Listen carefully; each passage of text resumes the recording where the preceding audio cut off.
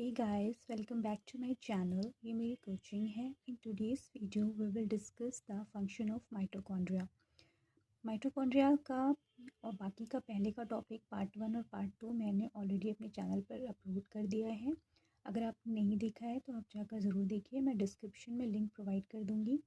और हाँ, मैं साथ साथ आपसे एक रिक्वेस्ट है कि अगर आपको वीडियो पसंद आए तो प्लीज़ लाइक कीजिए, शेयर कीजिए और चैनल को भी सब्सक्राइब कीजिए, क्योंकि आप चैनल वीडियो देख लेते हो लेकिन उसे ना लाइक करते हो, ना शेयर करते हो, ना सब्सक्राइब करते हो. अगर आप ऐसा करोगे तो मुझे अच्छा लगेगा, मुझे मोटिवेशन मिलता है. सो प्लीज़ आप मेरे चैनल को ज़रूर सब्सक्राइब कीजिए. So let's start. Okay, so functions.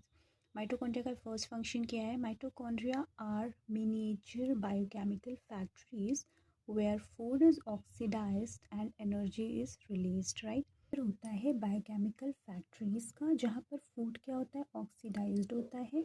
इसकी वजह से क्या होती है, एनर्जी रिलीज्ड होती है. ठीक है, अब ये जो एनर्जी होती है वो क्या होती है, वो स्टोर हो जाती है. ठीक है, आपको याद रखना है कि माइटोकॉन्ड्रिया क्या होता है, एक बायोकेमिकल फैक्ट्री का एक छोटा मोटा क्या होता है, मिनिएचर होता है, छोटी मोटी आप फैक्ट्री कह सकते हो. ठीक है, जहाँ पर फूड ऑक्सीडाइज्ड होता है. ठीक है, आप इसकी बात क्या होता है, एनर्जी रिलीज़ होती है. ठीक है, जब भाई ऑब्वियस सी बात है, फूड से ही तो एनर्जी मिलती है.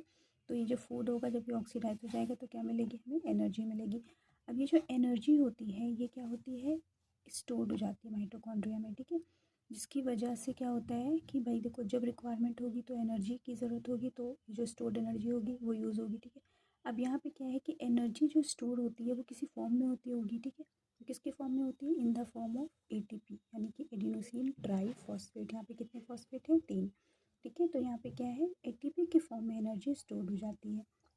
उसके बाद क्या होता है, hence mitochondria are called the power houses of the cell. यहाँ पर माइटोकॉन्ड्रिया को इसलिए क्या बोलते हैं, सेल का पावर हाउस, क्योंकि यहाँ पे क्या होता है, फूड ऑक्सीडाइज होता है और एनर्जी क्या होती है, रिलीज होती है. ये रिलीज एनर्जी जो होती है स्टोर होती है in the form of ATP, right. They provide important intermediates for the synthesis of several biochemical substances. अब ये क्या होते हैं, इम्पॉर्टेंट इंटरमीडिएट्स होते हैं, किसके लिए, किसके सिंथेसिस के लिए, बहुत सारे बायोकेमिकल सब्सटेंसेस. कौन कौन से बायोकेमिकल सब्सटेंसेस, जैसे क्लोरोफिल, साइटोक्रोम एंड स्टेरॉइड्स. ठीक है, synthesis of many amino acids occur in mitochondria, right. Mitochondria में क्या होता है, राइबोसोम प्रेजेंट होता है, राइट. सो ऑब्वियस सी बात है, यहाँ पर क्या होगा, अमीनो एसिड का सिंथेसिस होगा. माइटोकॉन्ड्रिया में क्या है, राइबोसोम प्रेजेंट है. ठीक है, सो यहाँ पे क्या होता है, अमीनो एसिड का सिंथेसिस हो रहा है.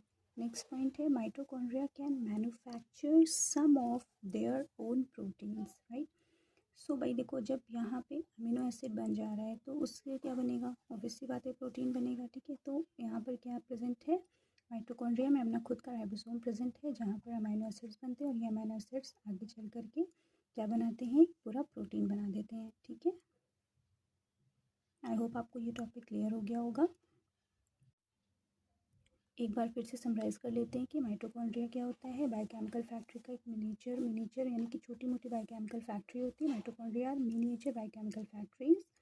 ठीक है, वेयर जहाँ पे फूड क्या होता है, ऑक्सीडाइज होता है और एनर्जी रिलीज होती है. ये रिलीज एनर्जी जो होती है स्टोर्ड हो जाती है एटीपी के फॉर्म में माइटोकॉन्ड्रिया में. ठीक है, इसलिए इसे power house of the cell कहते हैं. जब सेल को एनर्जी की रिक्वायरमेंट होगी तो कहाँ से मिलेगी, एटीपी से, राइट. अब ये क्या करते हैं, ये इम्पॉर्टेंट इंटरमीडिएट्स प्रोवाइड कराते हैं, किसके लिए, सेवरल बायोकेमिकल सब्सटेंस की सिंथेसिस के लिए, जैसे chlorophyll, cytochrome, steroids, right. Synthesis जो होता है यहाँ पे बहुत सारे अमीनो एसिड्स का होता है माइटोकॉन्ड्रिया में, क्योंकि इसमें क्या प्रेजेंट है, राइबोसोम प्रेजेंट है. ठीक है, जो प्रोटीन की मैन्युफैक्चर के लिए इंपॉर्टेंट है. ठीक है, यही अमीनो एसिड आगे चल के क्या बनाएंगे, प्रोटीन. ठीक है, so mitochondria can manufacture some of their own proteins, right.